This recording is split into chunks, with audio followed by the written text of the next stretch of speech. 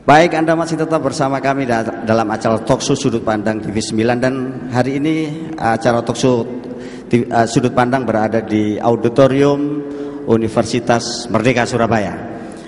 Dan bersama kami ada Mas Sastro dan Kang Muslim Abdurrahman. Kita sedang membahas tentang jejak guru bangsa, mewarisi kearifan Gus Dur. Dan tadi kita sudah berbicara dengan kedua sahabat-sahabat Gus Dur. Orang yang mengenal Gus Dur ini adalah, kalau dalam bahasa fikih Mas Sastro, ini disebut ashabu Gus Dur gitu ya.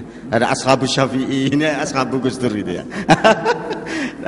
Baik, tadi Mas Sastro bicara bahwa Gus Dur sangat Indonesianis ya. Dia selalu berpikir tentang bangsa ini, orangnya ngemong. Kang Muslim tadi bicara beliau adalah humas dan human dan humanis, kemudian liberal dan liberatif.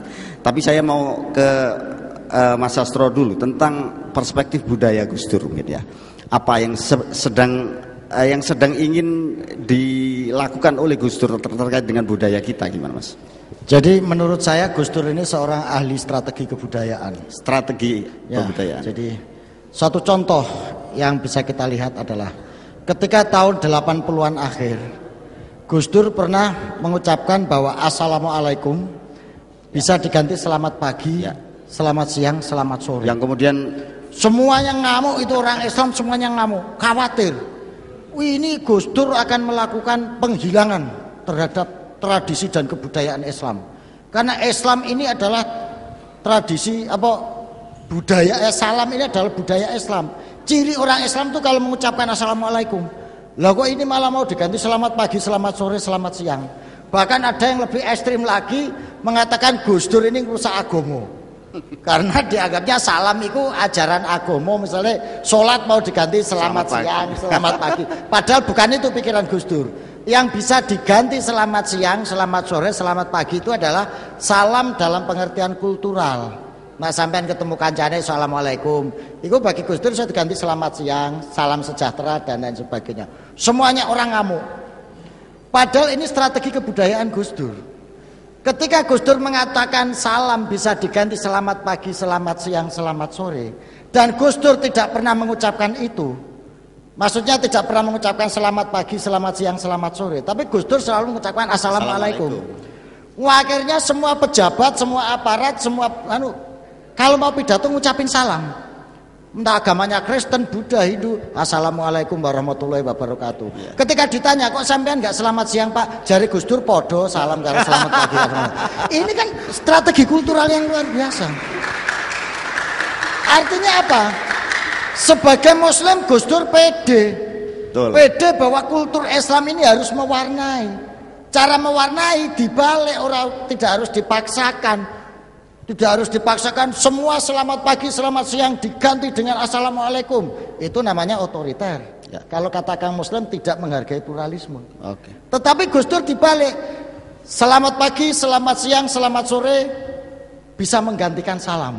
Nah, akhirnya wong-wong udah seneng kabeh. Jadi yang terjadi malah arus balik. Malah arus sebaliknya. Itu namanya Islam pede dalam membangun strategi kultural. Lah wis mayoritas kok bisa minder. Nah, itu yang orang tidak mikir. Itu akhirnya semuanya Assalamualaikum kalau pidato. Jarang yang selamat pagi, selamat siang. Paling tambahnya Assalamualaikum warahmatullahi wabarakatuh. Salam sejahtera untuk kita semua. Tetap nganggo Assalamualaikum. Ya. Nah, ini yang namanya strategi kultural yang dibangun oleh Gus Dur. Jadi itu. Yang kedua, dia tidak hanya melakukan pernyataan-pernyataan, tapi juga sikap dan perilaku. Langsung dia ambil misalnya ketika dia menjadi juri Dewan Gereja Indonesia. Waktu itu baca puisi Dewan Gereja Indonesia. Waktu itu ulama-ulama geger. Nah, terus Gus Dur menjelaskan dengan enak saja. Lah wong niki mboten enten urusane kalih ibadah kok. Sing mboten angsal niku nek urusane ibadah.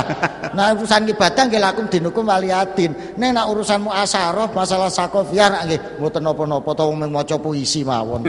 Nah, ini adalah seorang ahli strategi kultural yang bisa menggunakan logika orang yang mendebat untuk itu untuk membalikkan biqadri ukulihim tadi disebutnya. Khotibun nas biqadri ukulihim itu ya seperti itu. Jadi inilah yang menurut saya beliau itu seorang ahli strategi kultural. Ya. Sampai pada persoalan pribumisasi Islam dan lain sebagainya itu. Nah, artinya apa? Bahwa apa yang dilakukan Gus Dur pada persoalan kebudayaan itu mengisyaratkan beliau sangat memahami akar tradisi, paham sejarah dan ngerti budaya masyarakatnya. Jangan kayak orang sekarang, budaya nggak ngerti, tradisi nggak ngerti, sejarah nggak paham. Sudah kayak gitu sinau neng Arab. Begitu pulang dari Arab jadi Wahabi kabeh, bapaknya diseneni karena nggak paham budaya. Jadi anak hilang, hanyut semua. Jangankan bicara soal strategi kultural, jangankan bicara tentang resistensi tradisi, nggak ngerti. Nah, tapi Gus Dur memahami itu semua. Pemahaman terhadap tradisi, pengertian terhadap kultur, pemahaman terhadap sejarah. Inilah yang digunakan kapital sebagai social capital, cultural capital bagi Gus Dur untuk membangun strategi kultural dalam mengekspresikan sikap gerakan. Pemahaman beliau tentang budaya, kemudian talenta seni beliau, itu menurut Mas Sastro itu muncul dari mana sebenarnya? Muncul dari proses kehidupan yang dia resapi, yang dia internalisasi. Gitu. Dia ini kan ketemu dengan berbagai macam orang. Mulai yang gila, setengah gila sampai gila beneran ada. Mulai yang pinter ngetop sampai yang tradisional enggak apa ya ada. Mulai kitab kuning yang klasik sampai postmodernisme yang kritis. Beliau tahu. Seluruhnya ini oleh Gus Dur itu diramu, dikonstruksi ulang. Tidak langsung beliau menjadi agen pemikiran atau pemulung ide. Apa sing pikiran orang situ dia sampaikan begini. Enggak. Ya, dan yang menarik kan ketika masuk di komunitas kiai ya sangat kiai gitu ya. Ketika menjadi komunitas budaya sangat budayawan sampai jadi ketua Dewan Kesenian Jakarta. Itu piye ceritanya? Dan itu bisa menjelaskan semuanya. Jadi apresiasi kebudayaan Gus Dur itu tidak hanya diterima oleh kalangan kiai, tetapi juga di kalangan orang non kiai, kalangan budaya pun bisa diterima. Tapi ketika beliau jadi Dewan Kesenian Jakarta itu apa karena Gus Dur ada kepemimpinan di situ atau sangat jelas. Pertarungan di situ itu juga sangat kuat kok.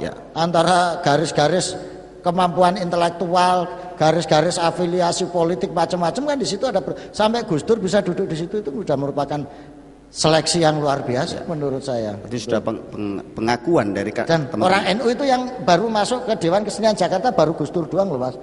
Itu. Dan kalau dulu sih ada Asrul Sani, Les Bumi zaman. Usmar Ismail zaman biyen. Setelah Orde Baru kemeng Gus Dur. Saiki Gusmus arep mlebu kangelan Mas besok. Nah, itu jadi artinya apa?